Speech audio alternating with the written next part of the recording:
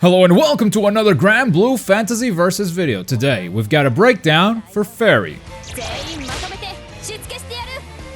The armpit goddess of Granblue Fantasy is here to whip you into shape. She's got amazing reach, great setups that give her insane mix-up, and she's 13 years old? Okay, we're done with the armpit jokes. Warning, this breakdown is based off a beta version of this character. If there are any major changes at launch, we'll be sure to update this guide. To know whether or not this guide has been updated, look at the top pinned comment in the comment section below. Let's start talking about her normals. Ferry is slow, but this girl's got some range. These are her light attacks.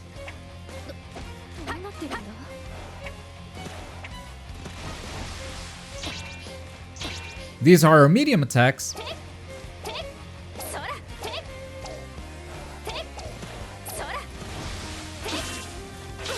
And these are her strong attacks.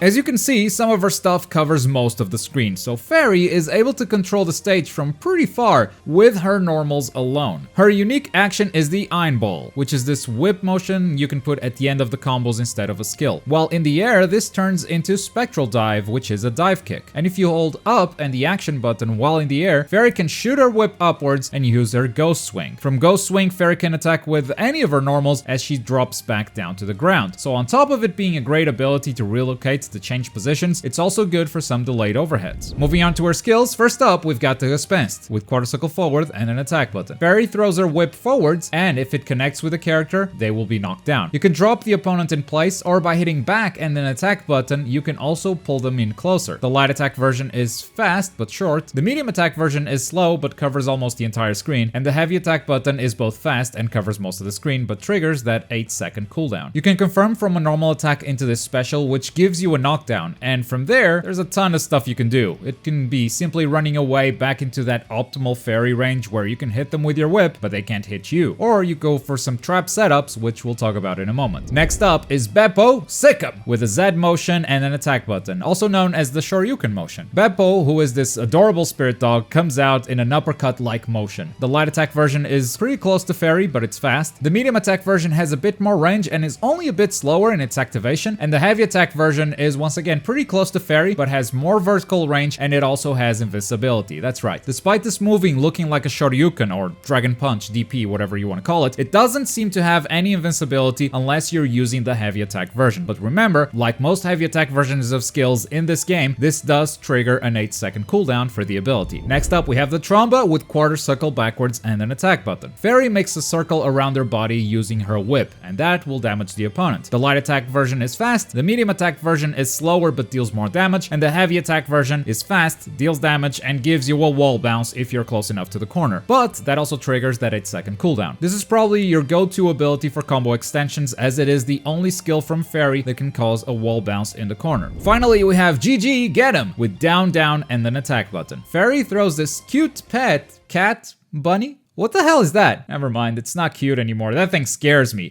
And scared is exactly what you should be, because after throwing that thing, it explodes at your feet. The light attack version throws GG close to Ferry, the medium attack version throws him further away, and the heavy attack version just puts him on the ground. So he can run directly at you, smelling your fear as it approaches, for it knows your weakness and it shall feast upon it. It tracks your position and then explodes. The heavy version triggers that 8-second cooldown, but it only starts counting after GG explodes. The same is true for the other versions. The ability becomes unusable until GG explodes. And that's obviously to prevent you from spamming this ability. You cannot have more than one GG out on the stage. And if you ask me, that's a good thing. One of them is enough to haunt my dreams. You can throw these to control the stage. Especially after you knock down the enemy, they can be used to apply some nasty pressure. Moving on to Ferry's Skybound arts, she actually has two arts she can use when her skill gauge is full. The first one is Vergiften, which is this massive orb that bounces up and down. Ferry can put this into combos or simply use it in neutral to get in for some tricky mix-ups, making this one of the few supers in the game that can, and in some cases should, be used in neutral. Her second Skybound art is Inlichten, and this is essentially a 12 12-second buff to your character. During this, Ferry can chain additional moves. For instance, now after her unique action, she can throw some normal attacks. She can use her spectral dive twice while in the air. Basically, this opens up new combo routes and new mix-up options for Ferry for a total of 12 seconds. Finally, once she drops below 30%, she can unleash her super Skybound art called, oh god, Arthritis Requiescata. Turned Italian for a second. Arthritis Requiescat.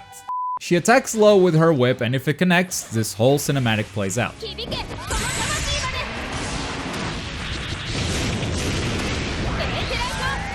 And if you finish your opponent with it, then you can celebrate with all your pet friends in this alternative victory screen.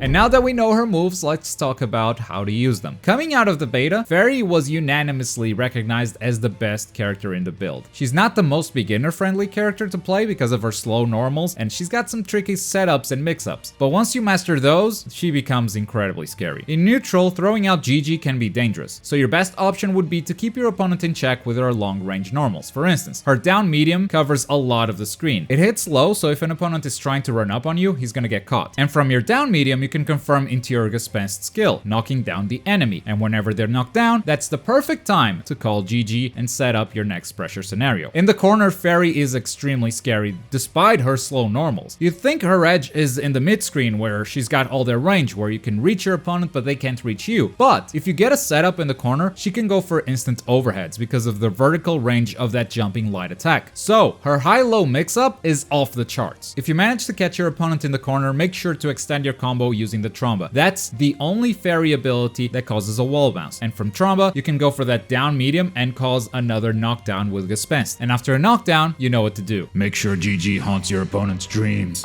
You can even grab the opponent before GG starts exploding if they are too passive, and depending on the version of GG you used, you might even be able to combo after the grab. When you're the one corner though, things may look scary, but Ferry isn't without her defensive tools. She's got a DP with her dog Beppo. Don't forget that only the heavy attack version is invincible, but of course, if you're always doing this, you can be baited. And if someone baits a DP in the corner, oh, it's gonna hurt, buddy. So don't forget you have that DP, but feel free to use some of her other options, like the ghost swing. Simply jumping and swinging can get you out of the corner easily. And this is actually not as easy to punish as it might initially look, because if the opponent jumps to follow you to interrupt your ghost swing, he's kind of just asking to get hit by the spectral dive. Do be careful though, spectral dive is dangerous. You should not be using it recklessly. If it gets blocked, it's very easy to punish you. So outside of air-to-air battles, I would really advise against using it. Unless you've managed to buff yourself with Hinlichten. When that happens, you gain access to new combo routes and new mix-up options, so the spectral dive becomes a scary tool instead of something your opponent can easily block and punish. And speaking of Skybound arts, Ferry has a lot of them, so how do you choose which one to use? How do you make the best use of your meter? Well, if you're losing the battle, chances are you want to go for that super Skybound art simply because it's an amazing comeback mechanic with all the damage it deals. But if you're winning and both of your Skybound arts give you mix-up options, how do you choose between the two? Well, personally, I'm a fan of Vergiften in neutral. Most people will just block it as it is very dangerous not to do so. So from there, you can start your mix-up. But if you manage to set up a trap with GG, then I think Hinlichten is your best friend. They're already blocking your trap, so this buff will only make it easier to get through their guard, and potentially convert it to a devastating combo with the new routes it opens up.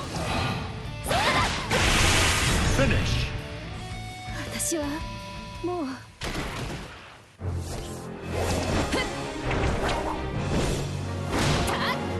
Thank you for watching this guide for Ferry. Who do you want to see next? We got Gran, Catalina, Charlotta, and Lancelot. Let me know who you want to see in the comments down below. But as always, thank you very much for watching. My name is Globku, and I'll see you next time. Boy.